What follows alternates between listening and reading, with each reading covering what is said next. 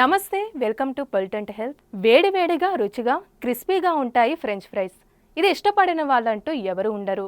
కాకపోతే ఎక్కువగా తిన్నట్లయితే ఆరోగ్యానికి చాలా సమస్యలు అంటూ వస్తూ ఉంటాయంట.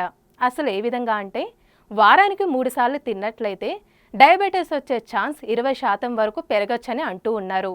అదేవిధంగా వారానికి 5 సార్లు తిన్నట్లయితే 27% పెరిగే ఛాన్స్ ఉందంట.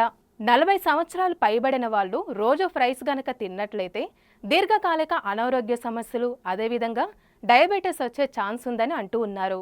అదేవిధంగా ఎక్కువగా బ్లడ్లో షుగర్ లెవెల్స్ పెరిగే అవకాశం కూడా ఉందని అంటున్నారు. అదేవిధంగా రోజు తిన్నట్లయితే పొట్ట అదేవిధంగా బరువు పెరిగే అవకాశం ఉంది. దీంతో ఊబకాయం పెరిగే సమస్యలు వస్తూ ఉంటాయంట.